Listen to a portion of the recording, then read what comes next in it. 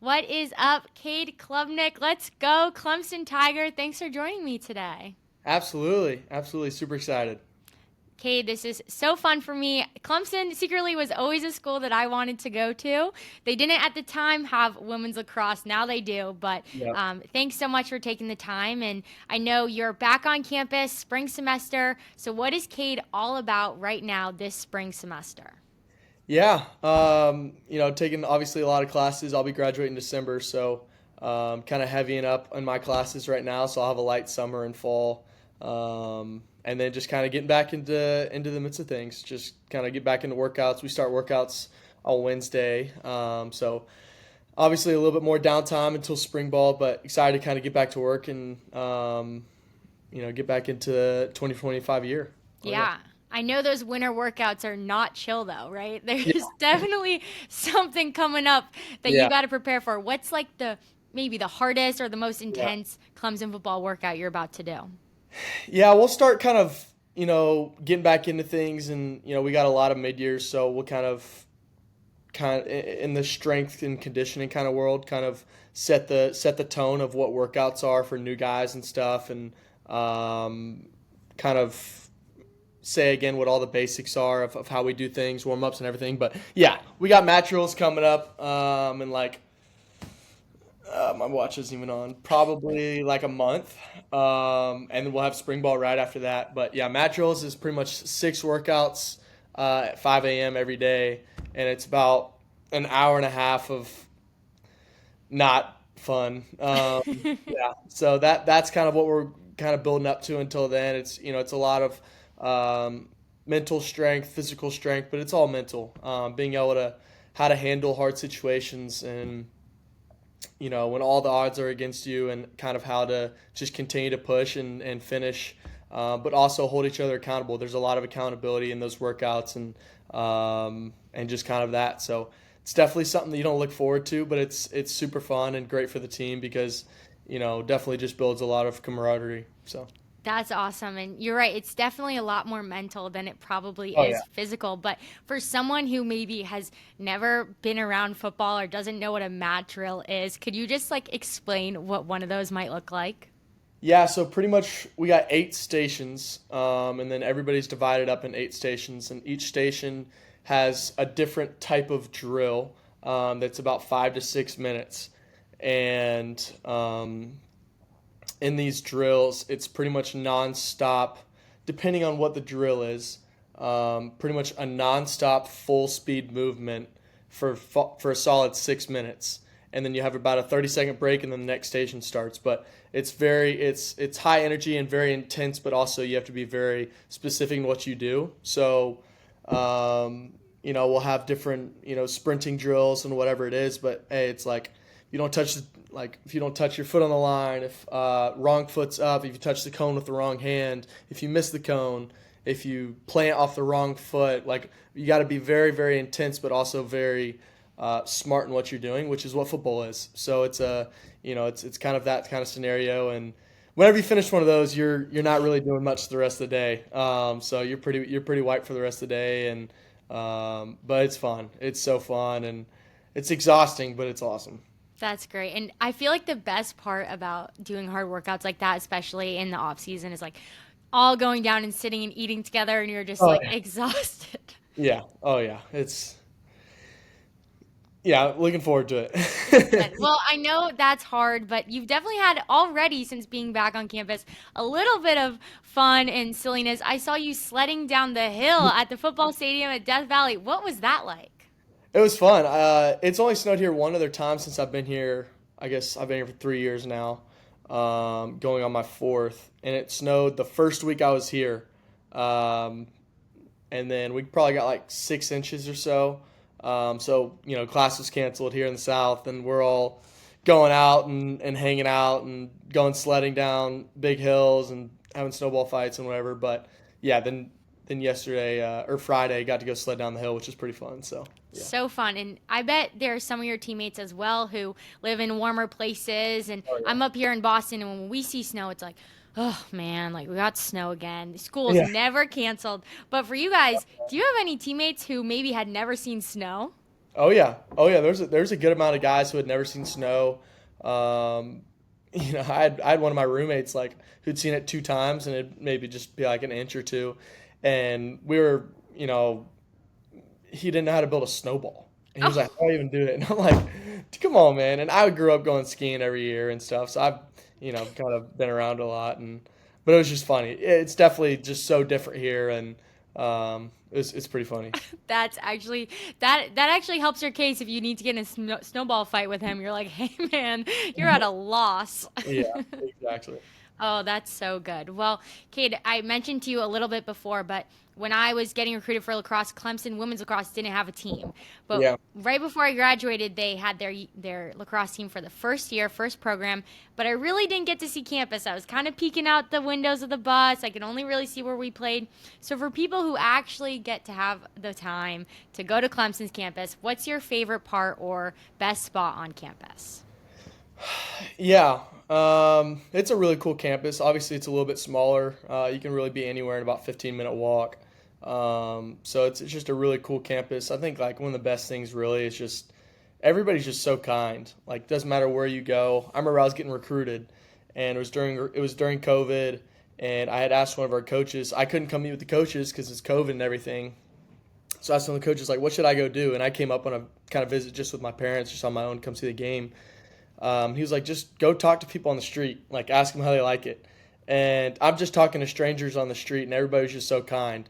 And just the culture here is just super special. Everybody is just kind of one, and it's a really neat kind of community that we have, and that obviously is totally filled the same in the football facility.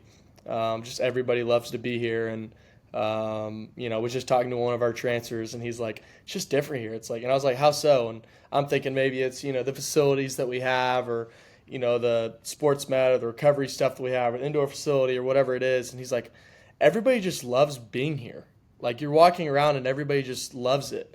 And I think that I don't really get a grasp of that because I've been used to that for going on 4 years now. But I think that that's one thing that's really special, and I've been able to just kind of walk around the last couple of days. It's everybody you see, you say hi to, and it's just it's a really special kind of group that we have here. That is so special, and it's cool that the transfer was able to say that to you, right? Because you can kind of get used to it, and you probably aren't as thankful for it every day Yeah. when you're on it. But I will say, from an outside eye, I could feel that energy and that bond just by watching you and your team play this season. It was so exciting, so fun. Just you could really just tell that you guys love each other, and would be the type of campus to say hi to everybody when you walk by. And I really just want to congratulate you on an incredible season and ACC champion. So, what was the best part about winning that championship this year? Oh man, that was a really fun game. It was one of the most fun games, really one of the most fun years of football I've ever had. Just so special, just such a really special group.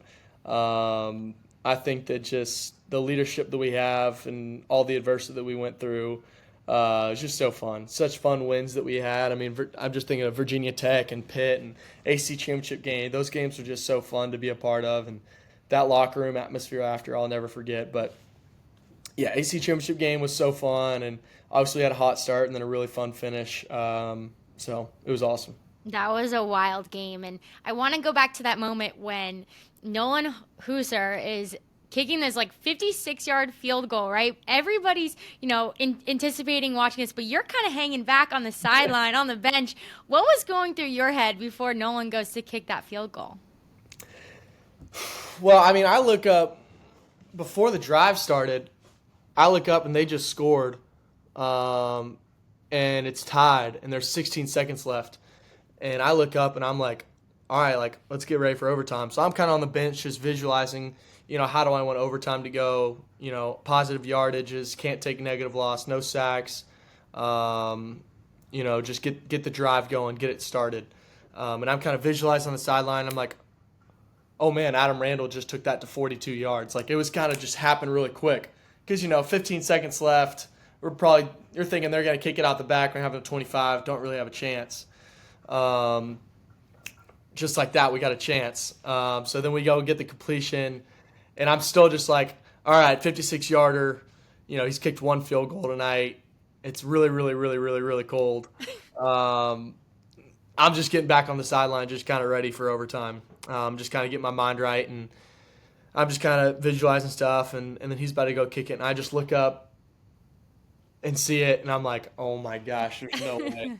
But it was crazy. It was one of the most just amazing moments I've ever had playing the game, and it was so special. It was really cool. It should be that just watching it was so cool, and I just want to give a shout out to your cameraman because he He filmed did it. that whole thing. He ran with you. Yeah, he did. I don't even know who took it. I need to figure that out. I'll go ask him because I haven't even thought about that. But I took off and he took off right behind me. I mean, we got to get Dabo to get him in these mat drills or something. You can put him on the run test, see how he'll do because that was impressive, and I just love that because it's cool to have memories, like that in your camera roll, and that was really special. So it was Yeah. cool to hear the story behind that. But I'm sure for Nolan, right, he probably had never been in that situation before in a game, but he'd probably thought about it millions of times and practiced at practice. Hey, when the game's on the line, I got to kick this 50-plus yard field goal. And kind of like you just said, you were on the sideline already visualizing for what was going to happen in overtime. And scouts, you need to be listening to this because Cade was talking about no sacks, positive yardage, all the things. That was unbelievably impressive for you in that short amount of time and just getting your mind ready. But I know you have talked about how visualization really helps you and, Yeah. practicing perfect reps before you even do it. So what does your mental preparation on game day look like? Yeah, definitely working with my sports psychologist that I've been working with, that I worked with this past season that I really, really liked. Just kind of meeting on Monday, visualizing the week. Really starting on Monday, we're fleshing out what happened on Saturday, good or bad, and then moving on the next week, just kind of visualizing how I want the week to go, practices, the mentality, and then meeting Friday night just via Zoom and visualizing the whole game, start to finish, from the getting off the bus to warm-ups to first play to first drive to finishing out the game, coming back at halftime, feeling my just everything, the environment, and I think that that's kind of helped me really just be steady and calm-minded on the field. One, because I've really already kind of played the game in my mind, and I just have a sense of kind of calmness when I'm out there. So just kind of seeing it. I remember my high school head coach would always tell us to dream the beautiful dream, and that your mind can't tell the difference between sometimes an imagination state and a reality state, that whenever you're seeing it. So really just kind of visualizing it and seeing the game. So, yeah, that was a Yeah. really long answer, but No, that's good. And it works. Like my college coach yeah, had us lay down on the turf before practices, close our eyes, like remove all distractions and visualize specific plays. Like even if it was yeah, for in lacrosse, it's called a free position shot. It's like a free throw in basketball. Like literally repping out that exact play. So I wonder for you, has there ever been a specific moment, play, or thing that happened in a game that you had visualized that game day and then it played out in a game? man, that's a good question. I think that I feel like that kind of happens probably every week, because some of the visualization that I do on Friday nights is I know the play script that we have for that game, so I'm almost kind of playing it out in my head of kind of each play, so I'm kind of seeing the game and seeing the plays and taking the first read, taking the second reads, taking the third. So sometimes not always like the big visualization, big time touchdown, but also just kind of seeing the routine plays over and over. That definitely happens. Yeah, I think that that totally happens. Yeah. And I know the mental X's and O's and practicing all that is so important, but in what ways does your faith really prepare you for the battle of game day?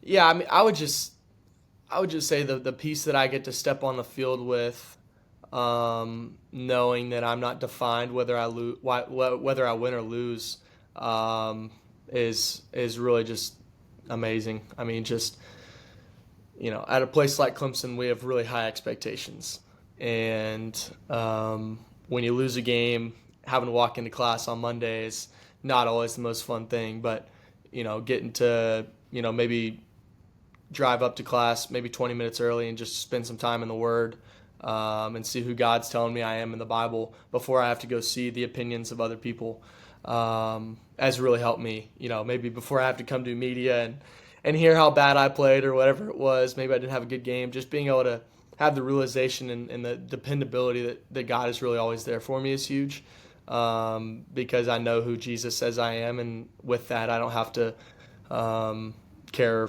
as much about the opinions of other people, Yeah. in a healthy way.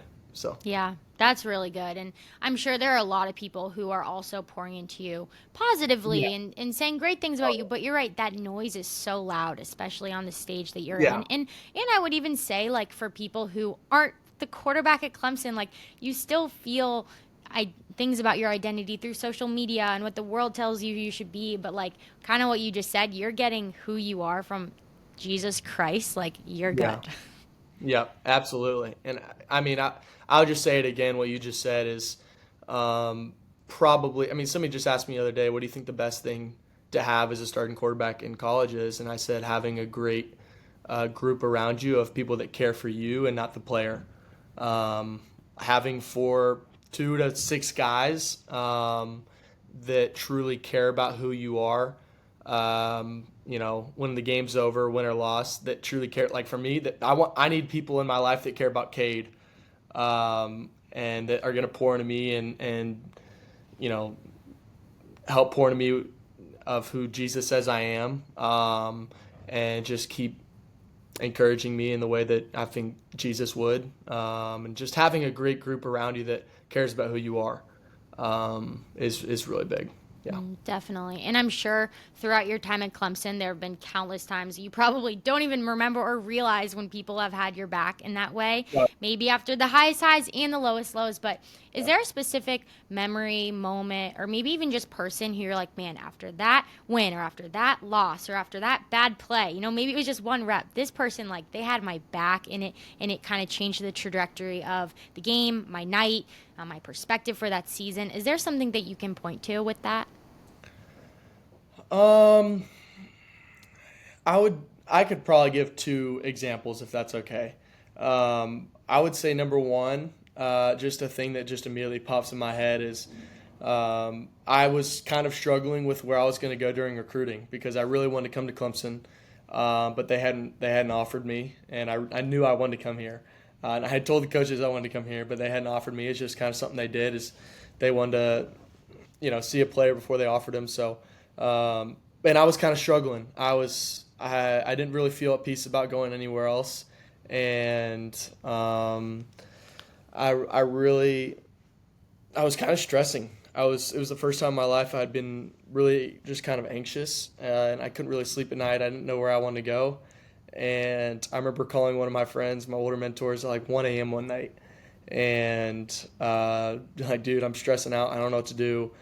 And long story short, I remember him saying, "You're thinking about all of the reasons why you should go somewhere or not go somewhere. But like, what if God wants you to go somewhere just so you can spend one semester with one roommate and have an impact on one person?" And I remember him just saying that and being like the picture that we're trying to make is so different than the picture God's trying to make. Like the reason I'm here is just to impact people that I'm around every single day for the gift of eternity, for the gift of Jesus coming to save us. And that's really why I'm here. I love football and I'm giving it everything I have every single day, but, our main purpose while we're here is to continue to share the gospel. So I feel like that's my main purpose here.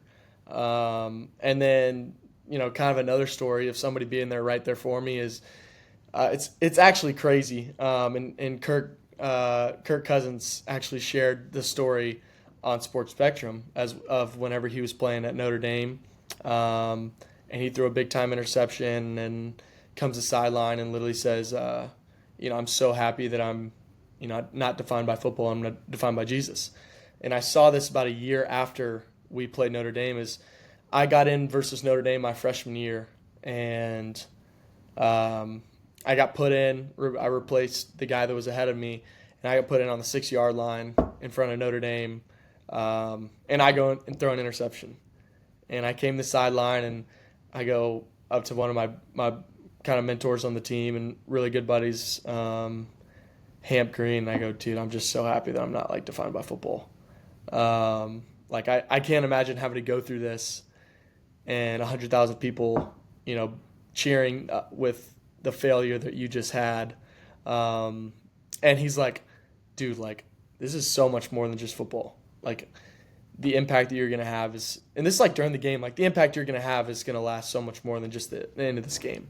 But it was pretty crazy seeing both those stories almost being identical. And I hope that Kirk ends up seeing that someday, because it's actually unbelievable how identical those stories are. And I had no idea that Kirk even that happened to him. So, but just the dependability that God is just always working in you. Well, it's unbelievable, but like that's God, right? Too like for him to send Kirk ahead of you in that sense, and like for him to publicly give that story, and then for Yeah. you to be able to have that similar experience, I think that is so cool. But like you're like, all right, okay, God, like you went before Cade, you've put people in his life to speak into him, maybe even just from afar, right? That is just Yeah. so cool. I love that, and great, Yeah. great both of those stories. I love those. Yeah. Absolutely. Well, Cade, I had the opportunity to talk to your team chaplain, Reggie Pleasant, and he said, one of the things he said to me, he said, Cade's humility is so refreshing. And I just wanted to like say the significance of that, because he's a chaplain. Like he's probably around a lot of humble guys a lot, and for him to say that is truly really impressive. And he also said this, and I wrote it down. He said, more than the football records, no other player in school history. He was talking about your high school. No other player in school history ever left eternal significance like Kate did. And I just thought that was really cool. And I wanted to shout you out in that way, because you post on Instagram about your faith, and you'll come on Sports Spectrum about your faith. And people might see a quote that you have, but like just shouting you out in the fact that like you have a relationship with your team chaplain, and this isn't something that like you're just doing because you want to talk about it publicly, and in those moments like you're really living it out. And I know you said that on this platform already today, but I just thought those words are really cool, about from Reggie about you, and just wondering like what has your experience been with team chapel, and what does that look like at Clemson? Yeah, I love Reggie and super thankful for him and just everything that he means to me and so many other people here. But yeah, our chapels are awesome. We do them either Friday night or Saturday morning of game day during the season. And then we also have weekly Bible studies here during the season that he leads. And Reggie will normally give us a little message at the start, and then he normally brings in somebody to come speak to us. But they're always amazing, and just Reggie's heart for everybody, just one of the most loving and selfless people that I've ever met. And I've never heard him talk about himself. He's always talking about other people and how he can be reaching out to other people and helping other people and such. So just really thankful to have somebody like him here. Yeah, that's cool. And community, and even if it's within just your team, right? Where team chapel Yeah. is so important. And that's something that you've really been pouring into since high school. I know you started a Bible study at your high school. And Reggie even told me, he's like, Annabelle, there was one kid that was showing up to this Bible study. And by the end, I think he said there were like a hundred kids maybe signed up in that, or maybe in Young Life. And like just Yeah. to see Yeah. Yeah. that, like, can you just explain what that was like in high school? Yeah, I had an amazing high school experience. I had two great kind of guys who were a couple years older than me, mentors. Zach Rogers was my young life leader, and then I met a guy named Evan Provost, who's been one of my mentors. But they just kind of walked me through high school from really my sophomore year on, and started a Bible study with Zach going into my junior year. Um, and started with two other guys. It was me, him, actually three other guys. Me, Zach, Michael Taff, who I played a couple weeks ago at Texas, and then Zane Miners, who I got to play. He's running back at SMU. And we started with three guys on the football team, and started that in August. And then by the end of the season, we had probably 35 plus guys coming every week. So just that impact really just catapulted, I would say, the Bible studies that emerged from Westlake. We didn't have we had a good young life.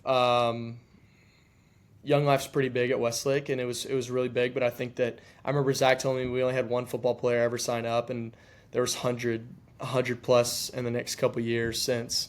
And that's not really a credit to me. That's just a credit of a couple guys that love Jesus that wanted to have an impact, and then God just going to work there. So it was really cool to just kind of see the fruits of that and everything that I'm almost 4 years later, and there's still Bible studies that came from that, and there's young life trips and stuff going on still that. And I actually got to go to a young life camp 2 summers ago and lead a group of Westlake guys for a week in Colorado. So that was really cool, and just to have that kind of impact at a kind of a big school like that was awesome. So full circle for you to get to go to Colorado and pour into Yeah. guys from like that is so cool. But I bet too when you started that Bible study and it was just you and those other couple guys, like you were probably super hyped up about it and you were like, let's do this, we're gonna get everyone on board. But it's small beginnings, right? Like it is hard to be in the minority of a group, especially when you're trying to be outspoken about your faith. So what like how did you work through that, and what advice would you give someone who's maybe a young athlete and they want to be bold about their faith and rally the troops and get people together? What advice would you give them to do the same thing? Yeah, I mean, whenever we started, I guess we were never trying to have 30 people. It wasn't just grow it as much as we can, whatever. It was really quality over quantity. Obviously, we want to keep bringing more people, but we wanted to start it smaller and build kind of the baseline of, hey, this is what we're really doing. I think that sometimes Bible studies can go be a place to go have fun for an hour and a half, but we wanted to really just dive in and a place of vulnerability, but also growth and knowing more about Jesus. So we started first couple weeks, maybe a month and a half, of getting guys who are really strong in their faith and adding those guys is creating a really good foundation. And then after a little bit, adding some guys that maybe didn't know a whole lot about Jesus, and then just started spreading it more and more. And say we have 5 people and everybody goes and invites 2 people. It's 2 people. That's it. Just, hey man, come hang out at Kate's house for an hour. We're just eating some pizza and hanging out or whatever. And then that's 15 people like that. So started out really quality over quantity and really just wanted to. But every week somebody new would share their testimony and share the life experiences they've had and how God's kind of taught through their heart and.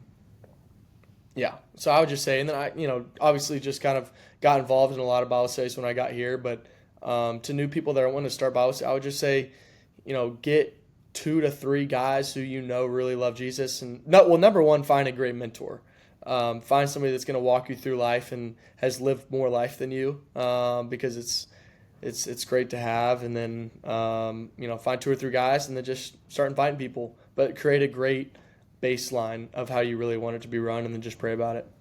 That's good. And I love that you said, like, yeah, that can be fun, but, like, we're also here to, like, talk about Jesus. Because, Yeah. like, I think there's definitely, Yeah. yeah, I think there's definitely, like, an emphasis on, like, oh, we gotta, like, make it light and, like, fun and, like, chill or whatever. But, like, I love how at that age you were like, no, like, we're here to do one thing, too. Have fun, Yeah. eat pizza, whatever. But I do love that you say that. And it's cool, and you've already seen the ripple effects of that. So just Yeah. absolutely love that advice for younger athletes. Yeah, absolutely. Absolutely. As a quarterback, Cade, you are really like without doing anything else, you have to be the leader, right, on the team. And for some guys, you don't always come in and you're not always the starting quarterback, right, of your high school, your middle school, your college, whatever it is. How do you still be a leader regardless of whatever position you're in? How do you still be a leader when maybe you don't have that title of starter, captain, senior? How do you Yeah. feel like you balance that as an athlete but also as a believer? Yeah. I would say first of all, whether you're entering a program or a team or first year on varsity or getting to college playing quarterback, you're not necessarily going to have a place to really speak. You can, but right away you're probably not going to. And that was a little tough for me, because I've always been a really vocal leader, but I knew that it's a big program. I had a guy above me. That's not the role that I have yet, and there's a lot of different roles. But I wanted to first gain the respect of my teammates through my work ethic. And I remember whenever I got here, I was told by one of my mentors who had played at Texas, Sam Ellinger. He said, I mean, I called her for like an hour, just asking tons of questions about whenever I get here and stuff. And one of the first things you want to gain the respect of your teammates through your work ethic. So leading by example. That's the first way that I led is starting. So I want to be the first person here and be the last one to leave. And we had a banquet a couple days ago, and I had a guy shout me out and say that he was, a senior leaving. And that's not, to brag on myself, but it felt good to know that, somebody else saw that and that the work has been putting in. But, you want to show guys your work ethic because, that's how you gain respect, first of all, and you won't be able to really speak until you have respect. So especially in a big time program, that's just what I've learned. But then there's also times of leading by encouragement and pulling guys to the side, and you don't really have to have a big platform for that. You can pull a guy's aside and say, hey man, whatever. And I've always been an encourage over discourage kind of guy. I'm always wanting to make guys better and not put them down. That's just the type of leader that I feel like God kind of made me to be, and the way that I was taught to lead. And then, in terms of spiritually, I think that it's the exact same thing. You want to lead guys by example. If you're in a room of 10 people, of non-believers, and you're the 11th, everybody should see the way that you live life, that you're a believer, just by the way that you live it. It should look differently. Jesus calls us to live life differently than the world. So whenever I'm here, I want to be able to, I don't want to go live life like everybody else, because that's not how God calls us to live life. That's not the fruits of life. The fruits are followed by the way that he tells us to live life. So I think that in terms of trying to be a leader, I want to lead by example. Really the same thing is I want to go lead by example and in the way that I live my life, but then I also want to be vocal and take guys to lunch, take them to go get coffee or whatever it is, and get to know them on a really deep level. I think that it's tough to love somebody until you really know them, and just get to know all about their family, get to know the tough times and the good times of their life, and I think that that's what people, I think that's how you really kind of grab a hold of somebody's heart. Yeah. So That's okay. That was amazing advice. That was so good. And I think what's cool is how you said, like, you said what you said before you went into like the spiritual thing, and it's like, well, they're the exact same. Yeah. It's like, yeah, because like that's how you live your life, and you're also not following example that's like doesn't exist, or like, oh, I Yeah. found on like an Insta reel or like a TikTok Yeah. caption. Like you're following the example of like Jesus Christ that's in the Yeah. Bible, right? Like you got the instructions, and so I Yeah. just love how you Exactly. explain that. Yeah. Yeah. And I think that, I'll also add on, obviously you want to lead by example, but then, you know, God also calls us to be vocal, and to go tell people. So I think that there's totally a time for that. And, the role that I started taking a lot more last year was being a lot more vocal and a lot more demanding of my teammates in a healthy way, and kind of pushing them in places and holding them accountable, because Jesus also calls us to hold each other accountable in the way that we live our lives. So that's spiritually, but also in football for sure. Yeah. That's good. Oh, it's like life plays out in sports like none Oh yeah. other. It is cool. It is very Everyone cool. needs to play sports. Everybody needs to play sports. I love that. Well, Kate, I want to talk about a post that you had from December 31st, and I'll read the caption. I wrote it down. It was a swipe of all your football photos, and you quoted Isaiah 43:2, and I'm just going to read it, and I'm going to read the verse just so we have it. But when you pass through the waters, I will be with you, and through the rivers they shall not overwhelm you. When you walk through the fire, you shall not be burned, and the flame shall not consume you. And when you read that verse and you hear not being consumed, passing through the rivers and not letting them overwhelm you, like when you read that verse and you attach it to photos of you playing football, some people might be like, I don't get it, man. Like that's the Yeah. Bible, that's football. What does that verse mean to you? Oh man. That was like I think I heard that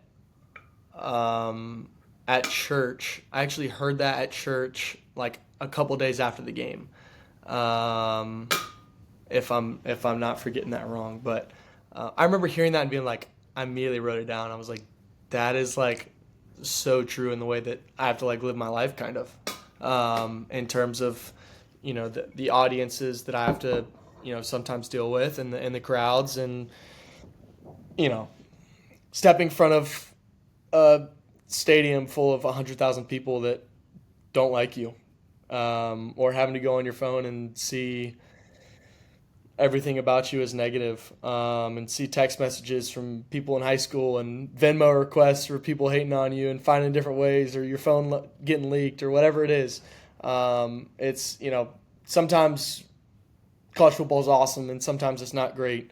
But, that's just like the fire should not what was it? The fire should not burn you. And then the river should not, overcome you. Was that it? Yeah, overwhelm you. Yeah. Overwhelm you.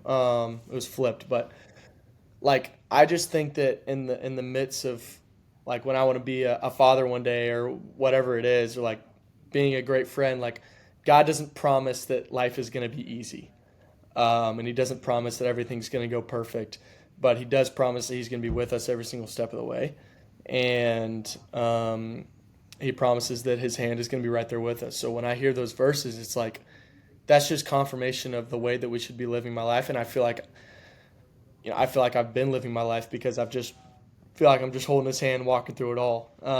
So I just feel like that was just kind of put into words exactly what I feel like I've been trying to live my life like. And how He's just been comforting.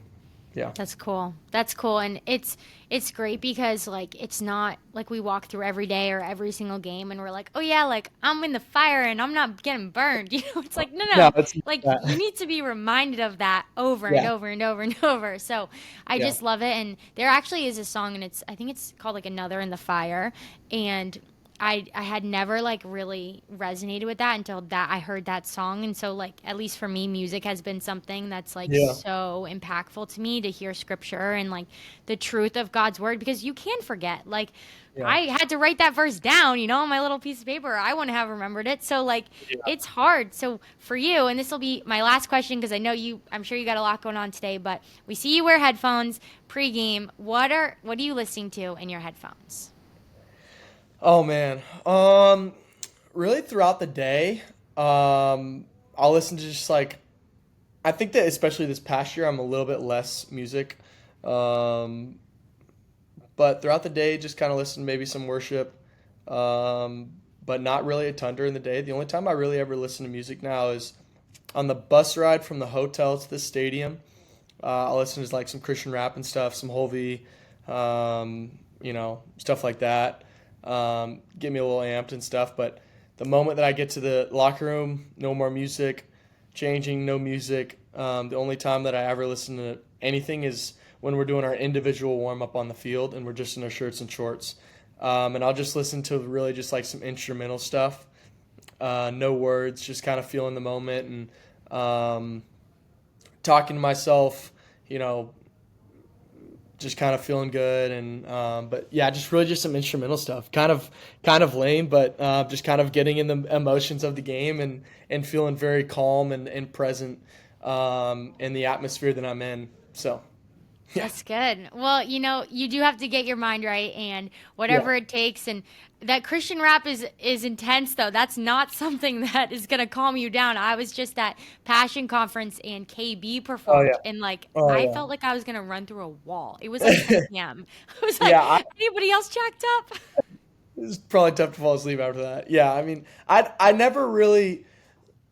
I feel like it's different for a quarterback than probably like a linebacker or a defensive tackle, where like their one goal is to just run through the person ahead of them. It's a little different at quarterback. I'm thinking a lot, and I got a lot going on, and I need to be calm and kind of chill back there. So I'll listen to uh, a little bit before just on the bus ride just to really get ready for the Tiger Walk or just kind of walk through the fans, and that always kind of fires me up. Yeah. And then you just kind of calm out from there. Well, So Kate, I have seen you like run through people and juke people out, so you definitely are listening to your rap a little bit in there for sure. appreciate that. That's good. Well, Kate, thank you so much for taking the time and coming on Sports Spectrum. Again, I know you've been on here a few times, but we really just are so impressed by you and really just want to blast you out to people because you are someone everyone should be following and cheering you on in all assets of life. Thank you. Appreciate that. That means a lot.